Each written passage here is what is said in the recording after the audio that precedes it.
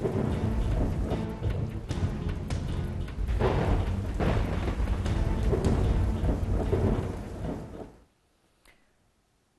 इस विशेष कार्यक्रम में आप सभी का स्वागत है। मैं हूं ऋतु वर्मा। देश में प्राकृतिक आपदाओं के असर को कम करने की दिशा में आपदा प्रबंधन लगातार प्रयासरत है। पिछले कुछ दिनों में बिजली गिरने से देश में जो मौतें हुई हैं उसको कैसे रोका जाए और क्या कुछ किया जा रहा है, इस दिशा में आज इस कार्यक्रम में हम जानेंगे। आकाश से गिरने वाली बिजली हर साल सैकड़ों लोगों की जान लेती है, लेकिन अगर कुछ सावधानियां बरती जाएं तो आसमान से गिरने वाली इस बिजली से अपनी जान बचाई जा सकती है। हर बिजली का चमकना बिजली का गिरना नहीं होता। बिजली अगर आकाश में ही रहे तो वो केवल बिजली का चमकना या गरजना कहलाएगा, लेकिन बिजली अगर धरती पे पड़ी किसी चीज से टकराए तो वो बिजली का चमकना गरजना तो होगा ही, साथ ही ये बिजली का गिरना भी कहलाया जाएगा। आइए सबसे पहले समझते हैं कि क्या होती है आकाशीय बिजली।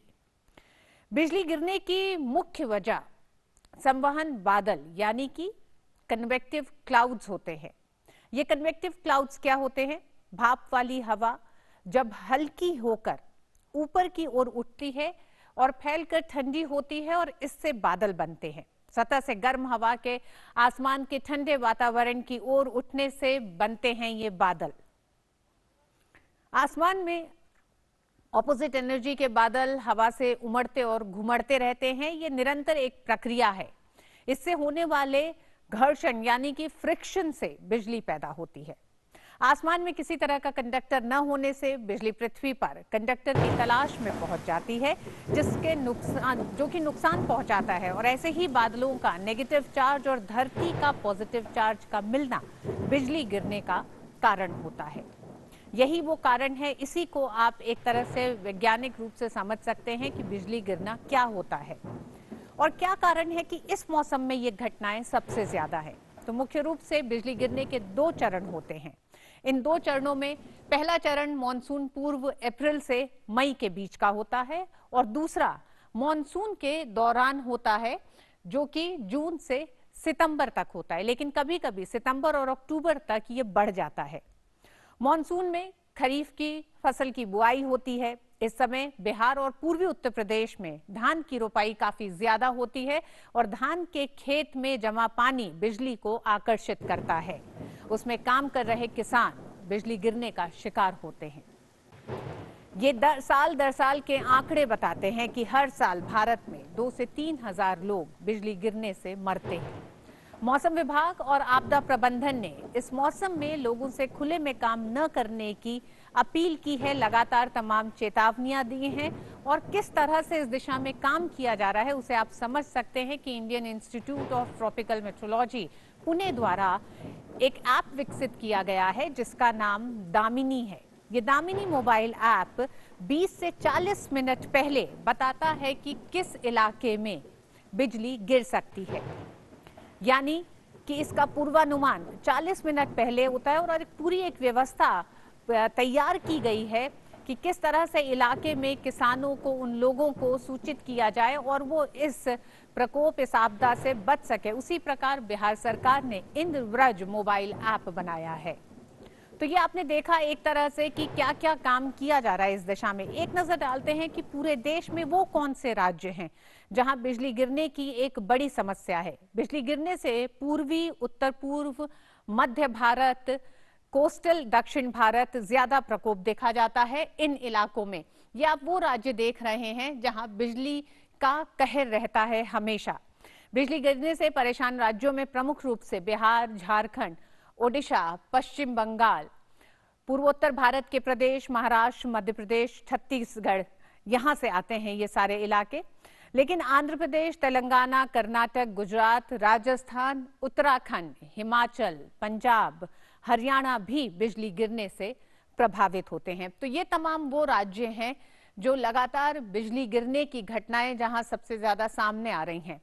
आज इस कार्यक्रम में हम उन तमाम स्टेक होल्डर से भी बात करेंगे, साथ ही साथ जानेंगे कि किस तरह से आपदा प्रबंधन राज्यों के साथ एक समन्वय स्थापित कर रहा है। आईएमडी यानी कि मौसम विभाग जब इसकी पूर्व सूचना देता है तो किस तरह से राज्य सरकार उन इलाकों तक, वो क्या माध्यम है जिससे लोगों के बीच पहुंचते हैं, और आखिर क्या वजह है कि इस मौत के आंकड़े को कम करने में कितनी सफलता मिली है और अगर उसमें कुछ कठिनाई है तो वो क्या अड़चने हैं जिसे दूर करने में समय लग रहा है। इन तमाम विषयों पर बात करेंगे अपने विशेष मेहमानों से, लेकिन उससे पहले आइए एक नजर डालते हैं कि अगर आप घर के अंदर हैं और अगर बिजली गिरती है तो कैसे बचें और क्या करना चाहिए आपको ऐसी स्थिति में। बिजली तूफान जीवन एवं संपत्ति के लिए जोखिम भरे हो सकते हैं। मौसम की जानकारी लेते रहें और तूफान के दौरान अंदर रहें। लेकिन सिर्फ अंदर जाना काफी नहीं है। आपको सुरक्षित रहने के लिए सावधानी बरतनी होगी। खिड़की दरवाजों से दूर रहें, उन्हें बंद रखें तथा बालकनी, बरामदे और छत पर ना जाएं। पाइपलाइन तथा नल बिजली आकर्षित कर सकते हैं। मौसम खराब होने पर इन्हें ना छुएं। नहाएं नहीं तथा हाथ, कपड़े, बर्तन इत्यादि ना धोएं। तार वाले फोन का उपयोग न करें। दीवार आउटलेट से नहीं जुड़े कॉर्डलेस और मोबाइल फोन का उपयोग कर सकते हैं। बैटरी बचाने के लिए एसएमएस का प्रयोग करें। बिजली तूफान से पहले सभी विद्युत उपकरणों के प्लग निकाल दें और एसी बंद कर दें। लगे हुए विद्युत उपकरण या तारों के संपर्क से बचें। आपातकालीन स्थिति में तुरंत प्राथमिक उपचार दें और एम्बुलेंस बुलाएं या अस्पताल ले जाएं। तैयारी में ही समझदारी। एनडीएमए एवं आईआईपीएचजी द्वारा जनहित में जारी। और आपने देखा कि किस तरह से आप उन सावधानियों को बरत सकते हैं अगर आप घर पे हैं और अगर बिजली गिरने, जहां बिजली गिर सकती है उस इलाके में हैं या बिजली गिर गई है, तो वो कौन सी सावधानियां हैं जो आपको ध्यान में रखनी है। हमारे साथ कुछ मेहमान हमारे साथ जुड़ गए हैं। हमारे साथ 3 मेहमान इस समय शो में मौजूद रहेंगे। हमारे साथ air vice marshal retired doctor Ajit Tyagi हैं, सोशल फील्ड एडवाइजर हैं, इरादे से हैं, एक्स डीजी IMD भी हैं। बहुत बहुत स्वागत है आपका डॉक्टर त्यागी। हमारे साथ श्री राजेंद्र सिंह हैं, सदस्य एनडीएमए। राजेंद्र सिंह जी, आपका भी बहुत बहुत स्वागत है। और हमारे साथ शोभा सेन भी जुड़ेंगी, वो जुड़ेंगी IMD से। आपका भी शोभा जी बहुत बहुत स्वागत है हमारे इस कार्यक्रम में। तो सबसे पहले हम रुख करना चाहेंगे एक तरह से एनडीएमए से जानना चाहेंगे सबसे पहले कि किस तरह से इस आपदा के तरफ काम किया गया है, इससे निपटने से राज्यों को किस तरह के निर्देश दिए गए हैं, क्योंकि हमने देखा है कि अन्य आपदाओं की तुलना में बिजली गिरने से होने वाली आपदाओं पर औसतन या उसकी तुलना में कहें तो पिछले कुछ सालों में कम समय दिया गया है, कम ध्यान दिया गया है, ये भी कहा जा सकता है। लेकिन 2018 के बाद से बाकायदा दिशा निर्देश जारी हुए हैं, राज्यों के साथ एक तरह से गाइडलाइंस बनाई गई हैं, साथ ही साथ कई ऐसे मैकेनिज्म हैं जिसको लेकर काम हो रहा है। उनसे जानेंगे कि किस तरह से राज्यों के साथ समन्वय में वो क्या कदम उठाए गए हैं। लेकिन आइए उससे पहले एक बार आपको बता दें कि अगर किसी इलाके में बिजली गिरने की चेतावनी दी जाती है तो ऐसे में अगर लोग घर से बाहर हैं तो उन्हें किस तरह के एहतियात बरतने चाहिए। सुरक्षा नियमों की जानकारी बिजली तूफान में आपकी जान बचा सकती है। सबसे पहले पूरी तरह से बंद इमारत या वाहन के अंदर जाने की कोशिश करें।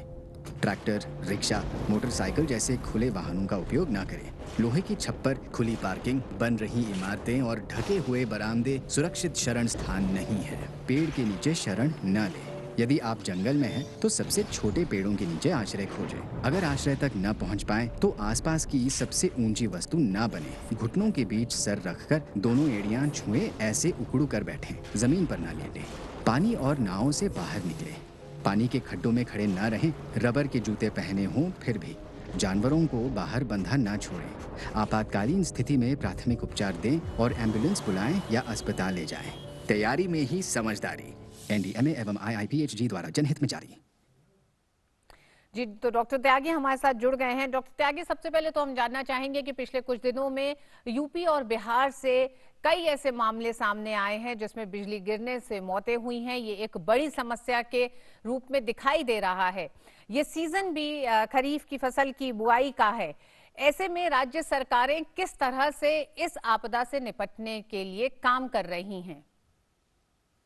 रितु जी, आपने अपने जो इंट्रोडक्टरी उसमें बताया कि इस दौरान खरीफ फसल की बुआई का काम होता है और मानसून का जब आगमन होता है तो उस समय जो ये कपासी मेघ होते हैं जिनसे कि लाइटनिंग होती है, वज्रपात होता है, तो ये दोनों का जो संगम है ये बहुत ही एक खतरनाक स्थिति पैदा कर देता है।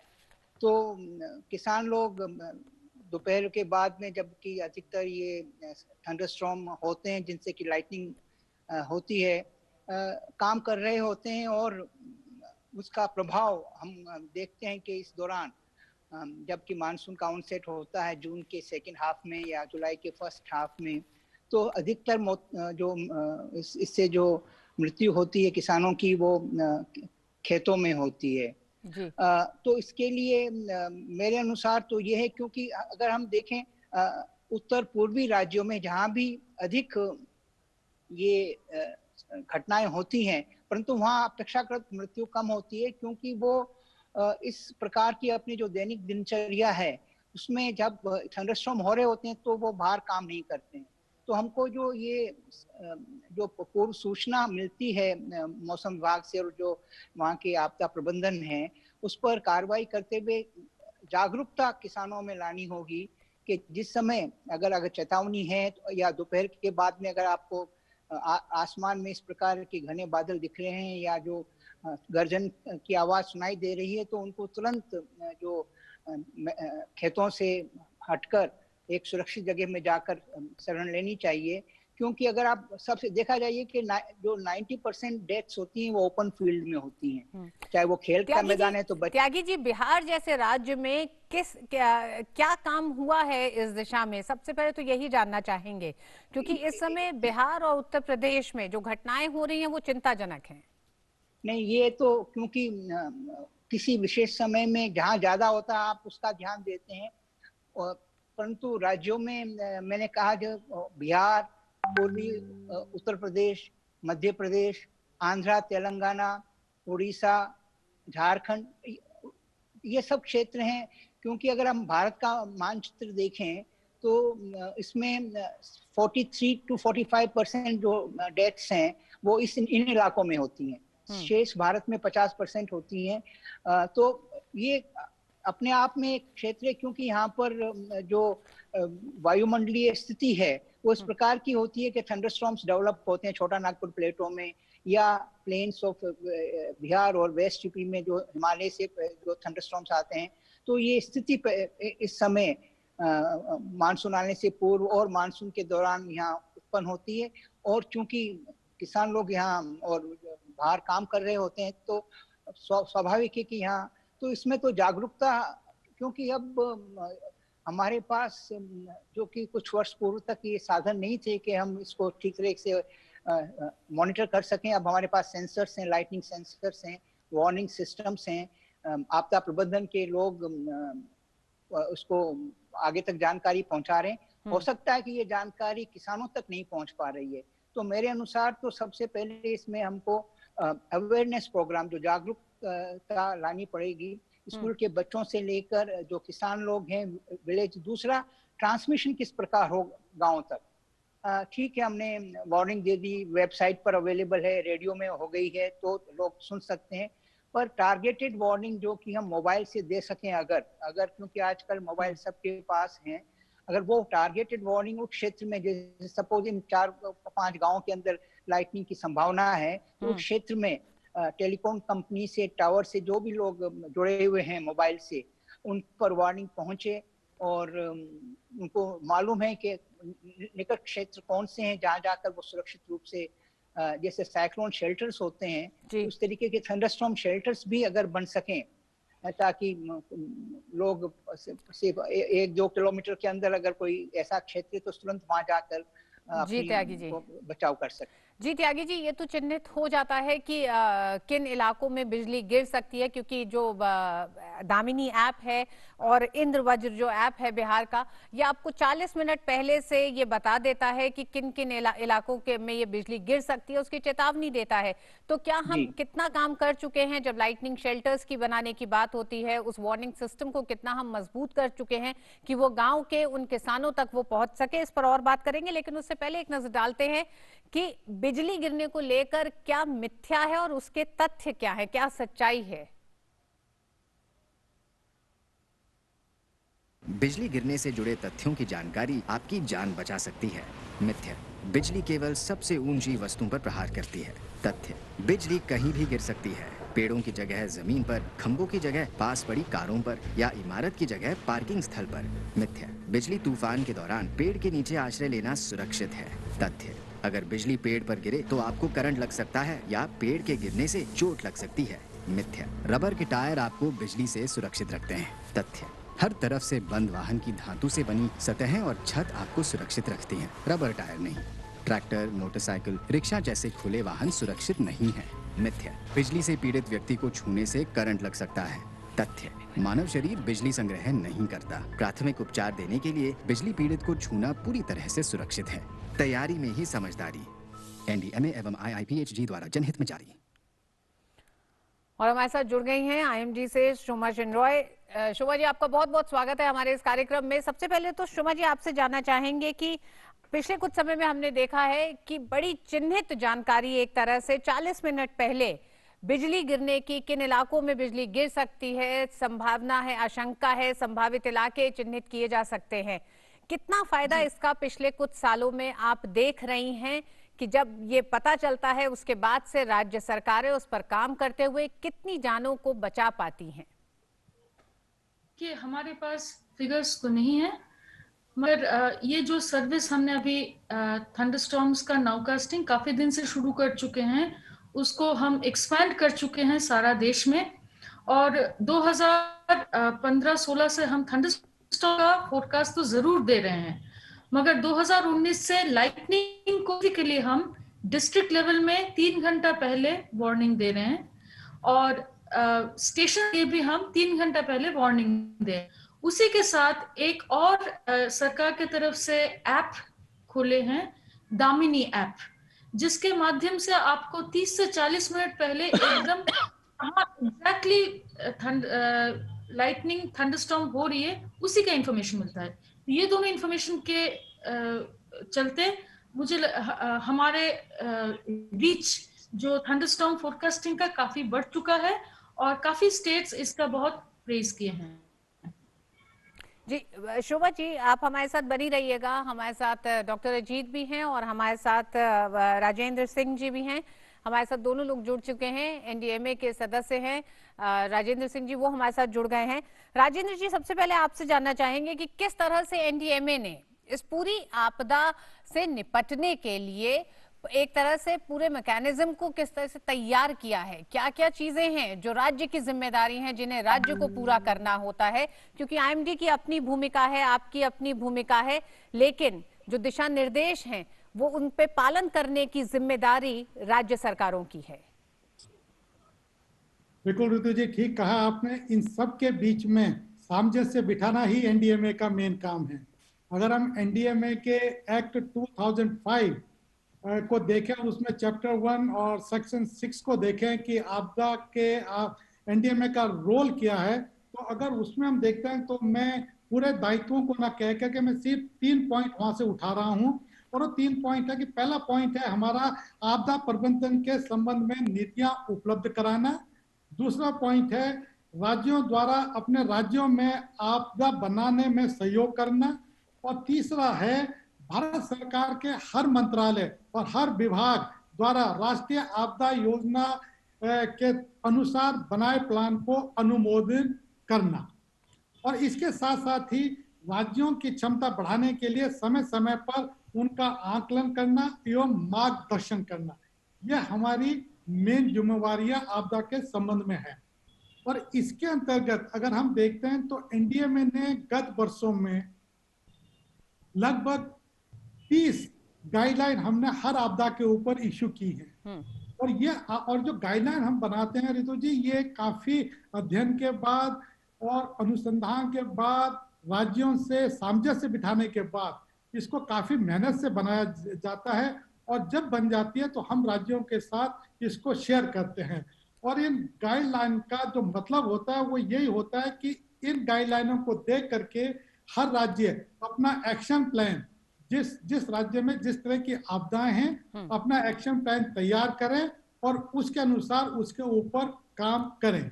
जैसे अभी त्यागी जी ने और सब लोगों ने बताया कि क्या क्या इसमें राज्यों ने क्या क्या किया है। और मैं बताना चाहता हूं आपको यहाँ पर भी कि करीब करीब जो जैसे नेशनल डिजास्टर मैनेजमेंट प्लान है, हम लोगों ने जब ये प्लान 2016 में बनाया और 2019 में हमने इसको रिव्यू किया है, तो हम भारत देश पूरे दुनिया के उन चुनिंदा मुल्कों में हैं जिन्होंने अपना डिजास्टर मैनेजमेंट प्लान बनाया है। आई थिंक जो बेस्ट 5 राज्य ये जो देश हैं उसमें हम जो है नंबर 1 पे हैं।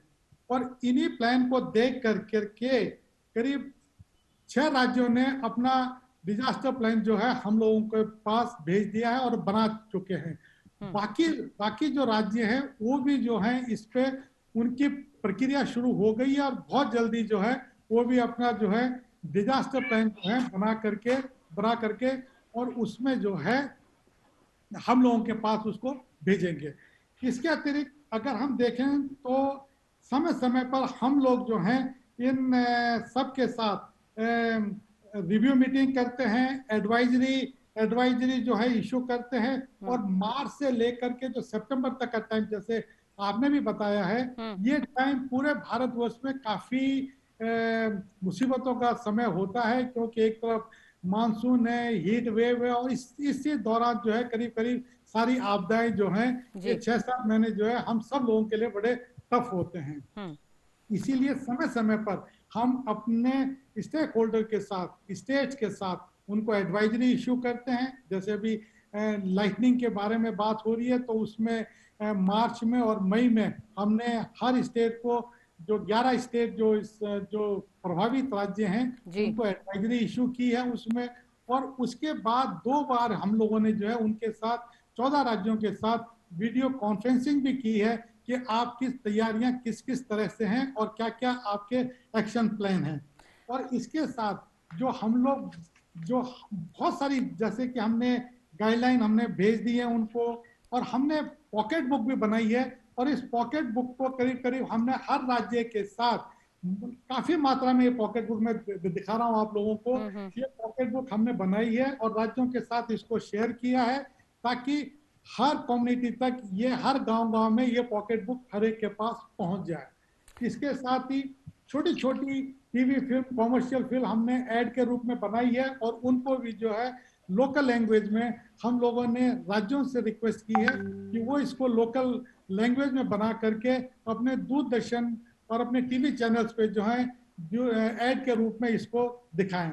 और इसके साथ ही जो पब्लिक जो ऐड हम लोग देते हैं न्यूज़पेपर में, राष्ट्रीय न्यूज़पेपर में देते हैं तथा लोकल न्यूज़पेपर है उसकी सॉफ्ट कॉपी हम लोग जो है राज्यों के पास भेजते हैं और राज्य अपने अपने राज्य में उसको अपनी रीजनल लैंग्वेज में ट्रांसलेट करके लोकल न्यूज़पेपर में उसको जो है पब्लिश करता है ताकि लोगों में एक जागरूकता बनी रहे कि यस हम लोगों के पास इस समय हम लोगों को सतर्क रहना है। जी राजेंद्र जी, आप बने रहिएगा हमारे साथ। हम एक बार रुक करेंगे डॉक्टर त्यागी जी का और डॉक्टर त्यागी जी से जानना चाहेंगे कि डॉक्टर त्यागी, जिस तरह से राजेंद्र सिंह जी बता रहे हैं कि तमाम बैठकों में और लगातार जो समन्वय है उसमें ये तय किया जाता है कि क्या क्या किया जाना है इन 11 राज्यों में जहां ये संकट है, क्योंकि आईआईटीएम की एक स्टडी बताती है और ये 2004 से 2009 के आंकड़ों का हवाला देते हुए कहती है कि बिजली गिरने से जो मौतें हुई हैं उसमें 86% मौतें खेत में काम करने वाले किसानों की रही हैं। ऐसे में स्ट्रक्चरल और नॉन स्ट्रक्चरल प्रिवेंशन यानी कि संरचनात्मक और गैर संरचनात्मक रोकथाम की दिशा में क्या कुछ किया गया है अभी तक?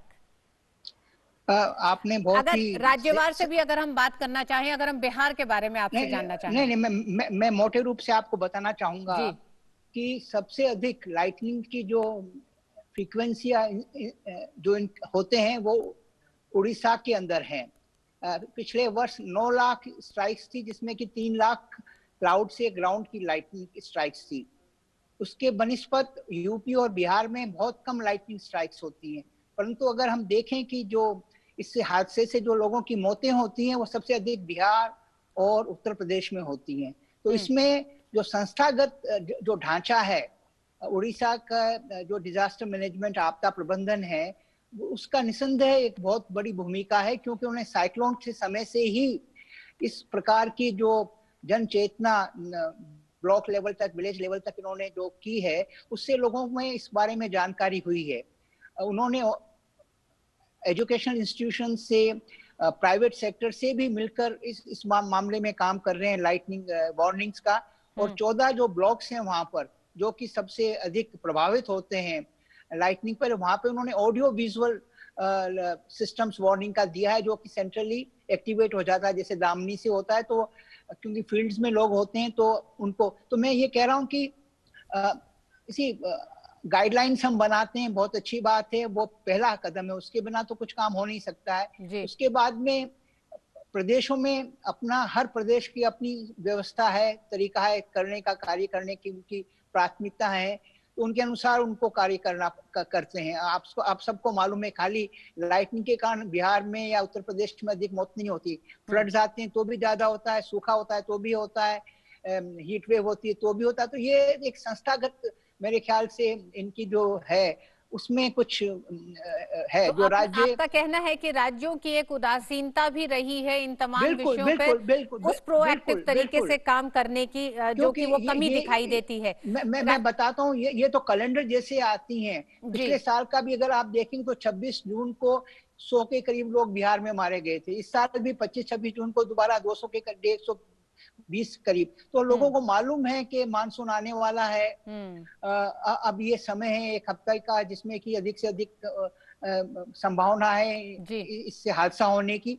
तो हमको निसंदेह ग्राउंड पर अधिक जागरूकता, और मैं ये कह रहा हूँ जैसे आपने बताया, ये एक ग्रामीण इसी समस्या है। रूरल 94% जो डेथ्स हैं वो रूरल एरियाज में होती है, अर्बन में जस्ट 4 से 5% है। बिल्कुल। तो हमको मालूम है कि किस क्षेत्र में होने वाला है, कब होने वाला, समय भी हमको मालूम होता है कि अधिकतर थंडरस्टॉर्म यहाँ पर इस समय बिल्कुल राजेंद्र जी, यही शायद एक बहुत बड़ी विडंबना है कि बहुत सारी चीजें मालूम होने के बाद भी आखिर क्या वजह है कि हम उस पर बहुत ज्यादा काबू नहीं पा रहे हैं। हम एक बार शोमा जी का रुख करेंगे। शोमा जी, 40 मिनट पहले अगर ये चेतावनी मिल जाती है और ये जानकारी मिल जाती है तो ये वक्त क्या काफी होता है किसी दुर्घटना को रोकने के लिए? देखिए, दो चीज है। एक तो है कि हम सिर्फ एक ही वार्निंग नहीं देते हैं, हम 5 दिन पहले से वार्निंग देना शुरू करते हैं। 5 दिन पहले का हमारा जो वार्निंग होती है, थंडरस्टॉर्म जहां होने वाली है, लाइटनिंग जहां होने वाली है, वो थोड़ा बड़ा कर देते हैं। एक सब डिविजन, मतलब एक स्टेट का एक पार्ट, बड़ा हिस्से का हम वार्निंग देते हैं। जब एक दिन रह जाता है, 1 या 2 दिन रह जाता है, तब हम और के लिए हम वार्निंग देते हैं, क्योंकि थंडरस्टॉर्म एक ऐसा फिनोमेनन है कि बहुत देर पहले, बहुत दिन पहले से उसका चेतावनी नहीं दिया जा सकता है, एग्जैक्ट लोकेशन नहीं दिया सकता है। तो हम 1 या 2 दिन पहले से हम काफी लोकलाइज्ड वे में डिस्ट्रिक्ट लेवल में हम बता देते हैं कि कौन से डिस्ट्रिक्ट्स किस दिन इफेक्ट होने वाला है। उसके बाद हम 3 घंटे में आते हैं, तो उस समय नाउकास्टिंग शुरू होती है। तो उसमें एकदम लोकेशन स्पेसिफिक डिस्ट्रिक्ट में कौन से डिस्ट्रिक्ट में होने वाला है वो इंफॉर्मेशन देता है। और जो 40 मिनट वाला बात है वो मोस्टली एक्सट्रापोलेशन के बेसिस पर, अभी इस डिस्ट्रिक्ट में, इस जगह में, इस ब्लॉक में, इस विलेज में हो रहा है, तो अगले 40 मिनट तक इधर होगा, ये इंफॉर्मेशन मिलता है उससे। तो हम हर स्केल में इंफॉर्मेशन 5 दिन से लेके 40 मिनट तक का हम सारे इंफॉर्मेशन देते हैं। और एक और चीज मैं बोलना चाहूंगी, 2019 में इंडिया ने बहुत डॉक्यूमेंट निकाला है एक थंडरस्टॉर्म्स के बारे में। उसमें बहुत सबका दायित्व और कौन से मिनिस्ट्री का क्या दायित्व है और किस तरह से इसको पूरा कोऑर्डिनेट करके आगे निकालना है, बहुत अच्छा डॉक्यूमेंट है जिसको मैं जिक्र करना चाहूंगी। जी शोमा जी आप बनी रहिएगा, हम राजेंद्र जी का रुख करेंगे। राजेंद्र जी, ये उपलब्धि के तौर पे भी देखा जाए विज्ञान और टेक्नोलॉजी का कि 5 दिन से लेकर 40 मिनट तक का, मतलब इतना सारा, इतना ये वक्त होता है जब ये चेतावनी, ये जानकारी होती है हमारे पास, फिर वो कहाँ वो कड़ी कमजोर होती है कि हम उस पर उस तरह से काम नहीं कर पा रहे हैं कि लोगों की जानों को बचा सके, खासकर किसानों की। देखिए ऋतु जी, सोमा जी ने जो बताया है, इन्होंने 8 दिन और 7 दिन की बात बताई है।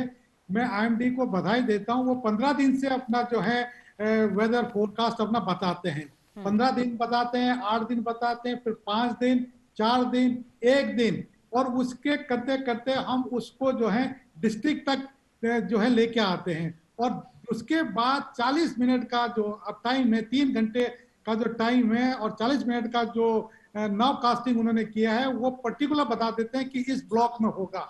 एक डिस्ट्रिक्ट में जब ये पता लग जाता है कि यहाँ पर थंडरस्टॉर्म होने वाला है, लाइटनिंग होने वाली है, अब जिम्मेदारियां जो हैं डिस्ट्रिक्ट एडमिनिस्ट्रेशन पे और कम्युनिटी पे होती है कि वो इसको कितना सीरियसली ले रहे हैं। देख, हम लोगों ने, आपने अभी इस प्रोग्राम को शुरू होने से पहले और इस प्रोग्राम के बीच में जो 3 ऐड दिखाए हैं, वो सब तीनों ऐड एनडीएमए के बनाए हुए हैं।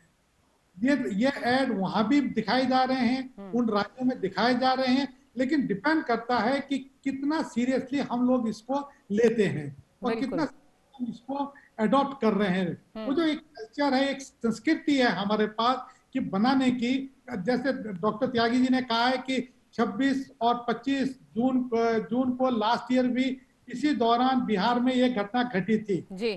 क्या हम समझ नहीं पाएंगे कि यार उस समय ये घटना घटी थी, अब इस साल हमारी तैयारी उससे बेहतर है या उतनी ही है, और हम उसमें सुधार क्या कर सकते हैं।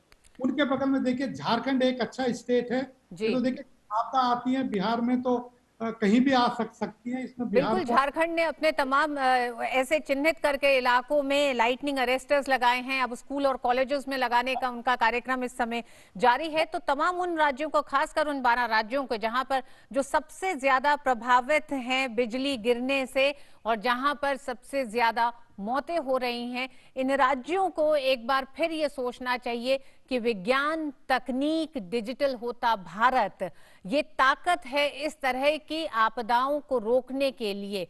क्यों नहीं इसका उस तरीके से इस्तेमाल हो पा रहा है कि जमीन पे वो असर दिखाई दे कि हम बिजली गिरने से होने वाली मौतों की संख्या को और कम कर सकें। पिछले कुछ सालों में जरूर कुछ परिवर्तन दिखाई दिया है, लेकिन इस दिशा में अभी बहुत कुछ किया जाना बाकी है। बहुत बहुत शुक्रिया तीनों ही मेहमानों का, राजेंद्र साहब आपका भी, डॉक्टर त्यागी आपका और शोमा सेन आपका भी हमारे साथ जुड़ने के लिए इस कार्यक्रम में।